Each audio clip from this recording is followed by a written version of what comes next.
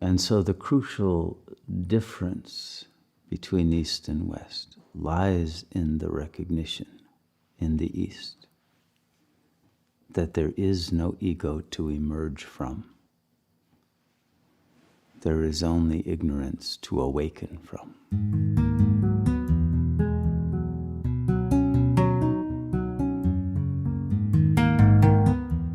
The religions that have taken hold in the West have developed in accord with the Western ego structure that is focused upon the phenomenal world and have accepted as the frame of reference that illusory mental object known as the ego-complex.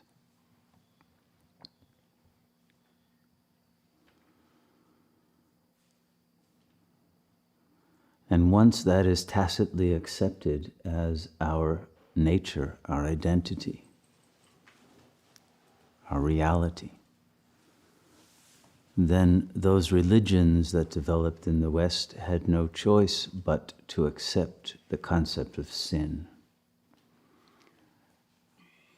And the function of religion as to help the sinful, fallen souls to return to that state before the fall. But that state could not be known and could only be achieved through a self-punishment for having sinned, for ongoing sinfulness. Whereas in the older religions of the East,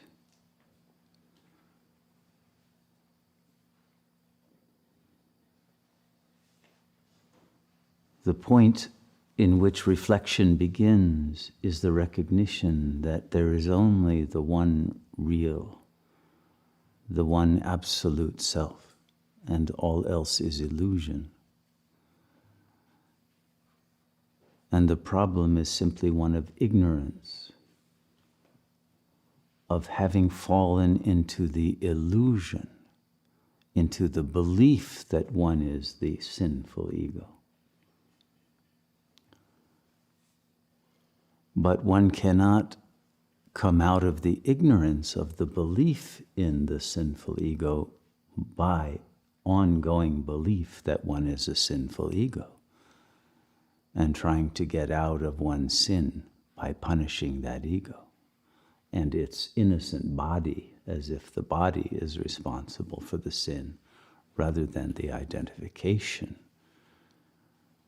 with a body-mind complex. And so the function of Eastern religion is simply to awaken from ignorance. It has nothing to do with self-punishment. It has nothing to do with trying to ameliorate, to improve the ego, to make it more willing to behave. It is simply a realization that the ego is an illusion. And once awakened from it, and from any interest in believing in that as one's reality, the sin itself falls away by itself.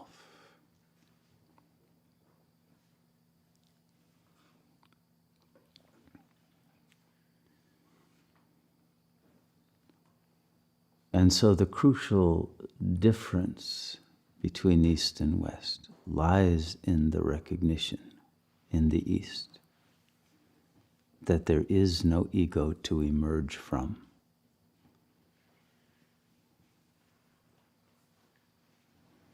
There is only ignorance to awaken from.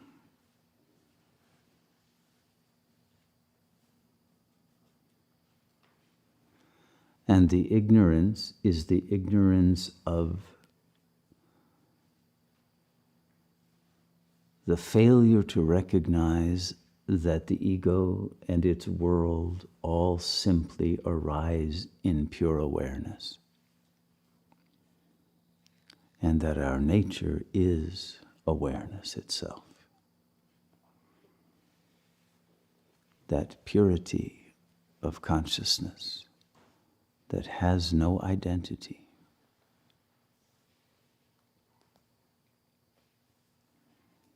No form,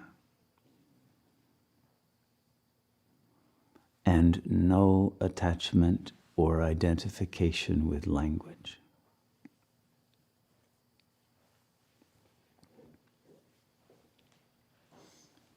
Language is simply an instrument that is used in order to function within the phenomenal plane.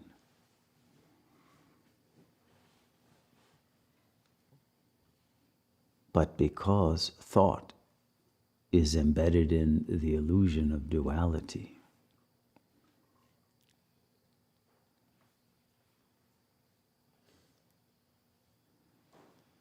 it can only be accurately used after the attainment of awakening to the truth of non-duality.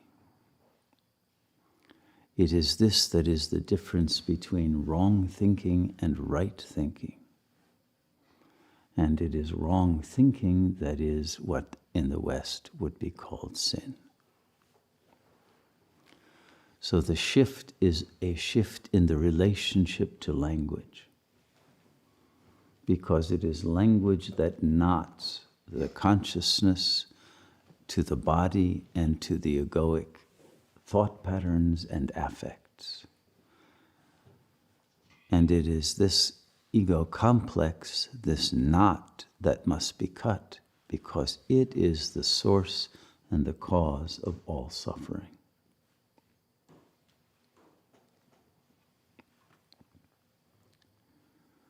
The technical difficulty is that the ego is filled with pride and with a refusal to submit, and with a sense of the arrogance of its own ability to do everything by itself, and its lack of humility, and its fear of dependency because of its origins in childhood, when its dependency became the cause of its traumas, leaves it in the double bind of feeling that it would not gain liberation by leaving behind its illusory power of using language to achieve domination, but that it would become enslaved and dependent upon a kind of wisdom that it does not possess, and a kind of power that once it gives up the illusory power that language and the attractiveness of the body seem to offer it, would leave it in a helpless position and too vulnerable to the need for support and love from another. But that is, in fact, its original position as an ego. And it is only its compensation and repression of its true fear, its terror of dependency, that has caused its own mind to split, and therefore its will to become weak, and in a false bravado to pretend to have the power to go it alone.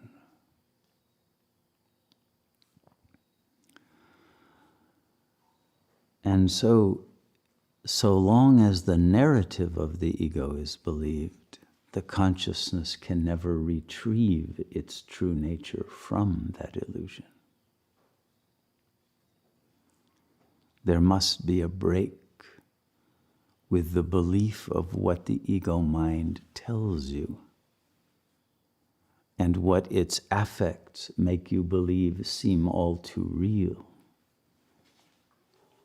in order to become free of the delusion that one has no choice but to keep the ego intact as one's weapon and defense against the possibly antagonistic intentions of the other. Because the ego is born out of a state of paranoia, a fear that its own helplessness will be exploited, that paranoia becomes its own warning signal that creates anxiety as the consciousness becomes close to liberation. And liberation from the ego becomes the most apparent threat that the ego chooses to ward off in its delusory, upside-down thinking that only the ego's defense mechanisms protect it, when in fact they are the cause of all of its misery.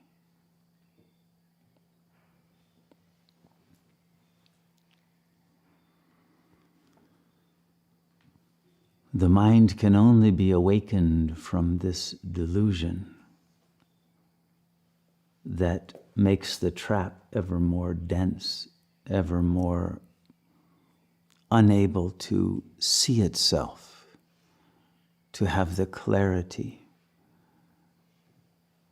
to recognize its own paradoxical self-sabotage.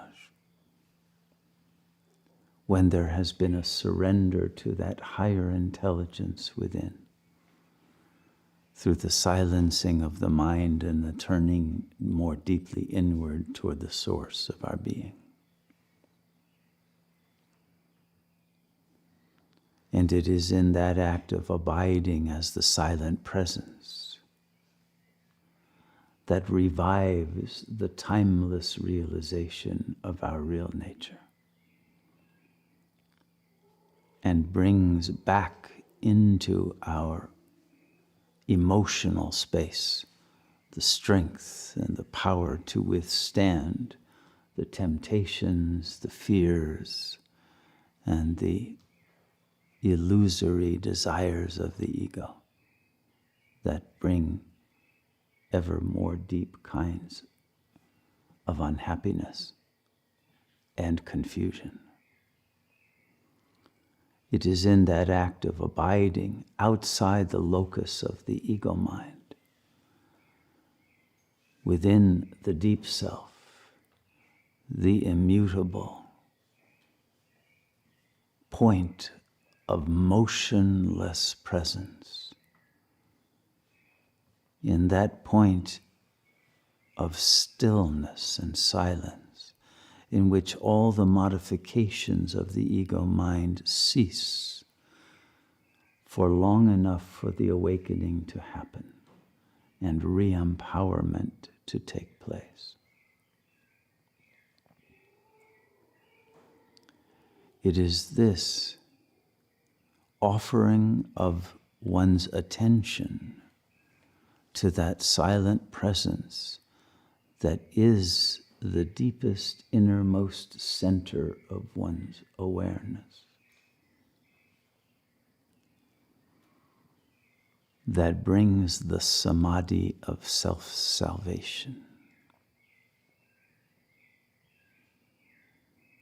the awakening from the trance of helpless addiction to egoic thought patterns and behavior patterns that produce temporary gratification and long-term enslavement and weakness and delusion. That is the only way out of the trap that we have self-created through believing that we are persons who are bodily, mortal, gendered,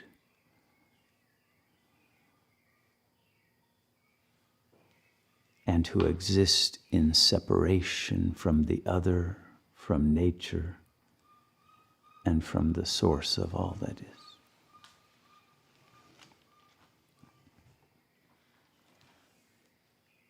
Once having fallen into the delusion of the ego mind, indeed, sin as defined in Western religion is inevitable.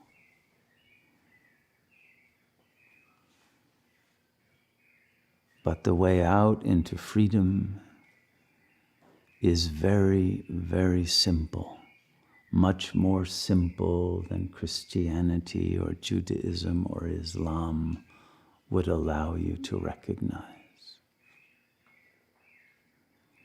And it is simply to slip off the frame of reference of the ego and think out of the box of its dualistic linguistic concepts and learn to know intuitively, instantaneously, spontaneously, through the surrender to that silent, pure intelligence that in fact is the source of grace.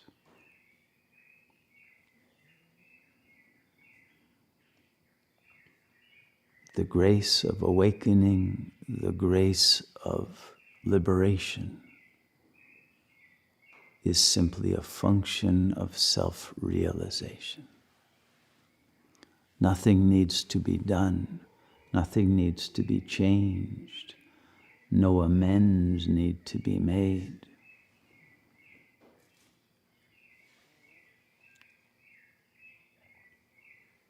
But there must be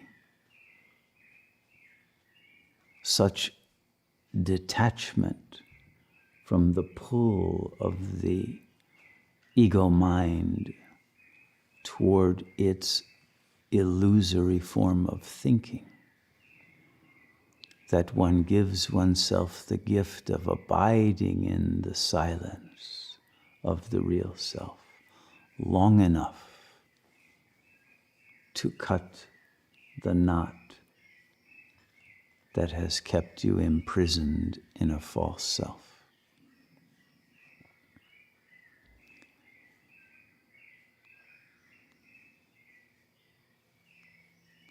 Once the knot is cut, one will recognize that all of one's attachments, all of one's identifications, fixations, addictions were futile, were hypocritical, and were without substance, without truth, without real love, without real meaning, and were simply a prop to support the ego in its fear of standing alone in truth as who one really is.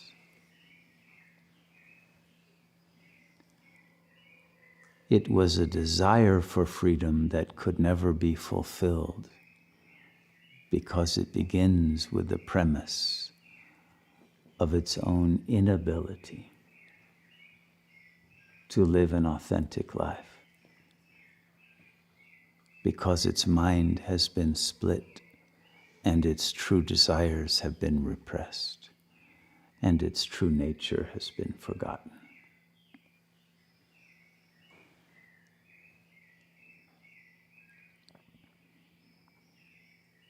In the simple, instantaneous cutting of one's identification from the ego mind, freedom is immediately recognized as your true nature. No struggle must ensue. No defeat of the ego's sinfulness. Nothing but the enjoyment of the blissful self that is already, always who you are.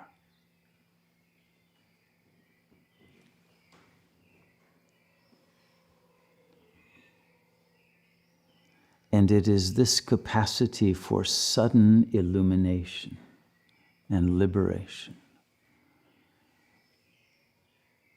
that creates a difference in the nature of the Eastern and Western paths. It is this illumination that is the awakening to the real and the decision to abide as the real and not fall back into the illusion,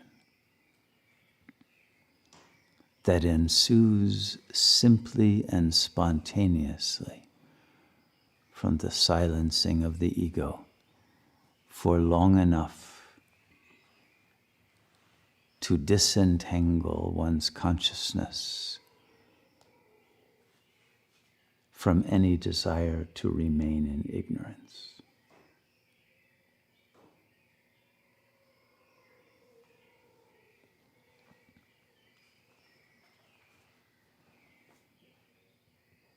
It is that simple recollection of one's consciousness from its false identifications that returns the power of freedom and the true status of one's being as fearless and as desireless and as beyond suffering.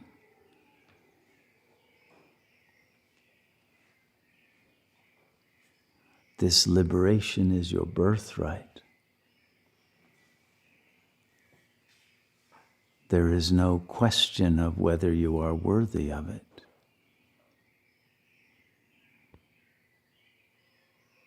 One must only not fall into the ignorance that believes superego voices that tell you you are not worthy or ready or interested, and that you have other desires on the physical plane that are more important than your liberation from your egoic suffering.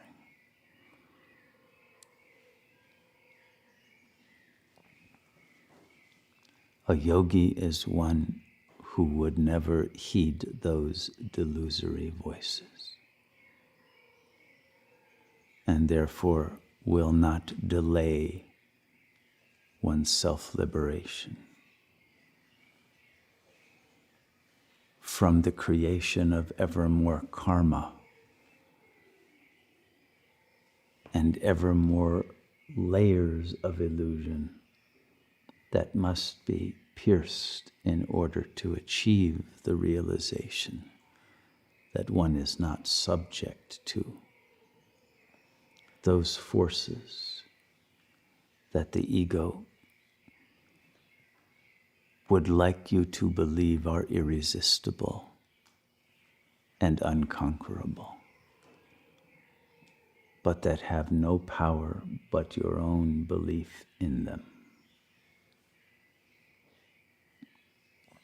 In fact, nothing has power over you because you are the Absolute. You are the One Self. You are the source of all. But you are that only when the ignorance has been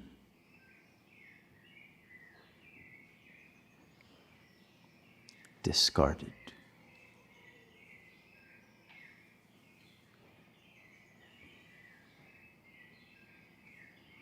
The operational power is given in the silent act of surrender to the real self. It is this that shifts the operating system of consciousness from that of false thinking to that of right thinking. And from thenceforward, there would be no Maya to have to deal with.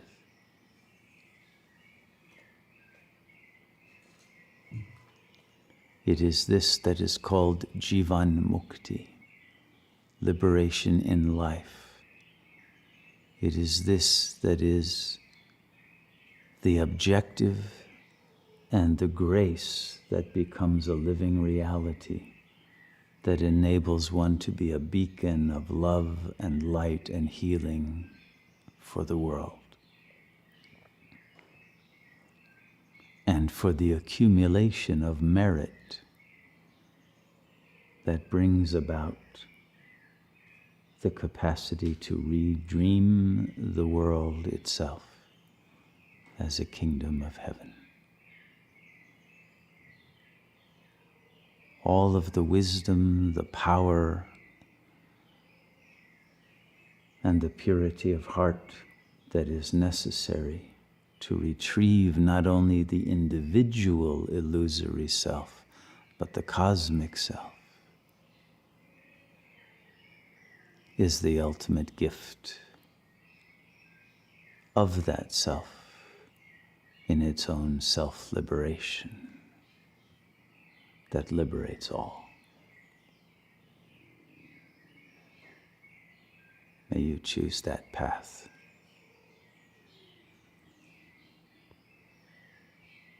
That is the only path that is real. And end your suffering without delay.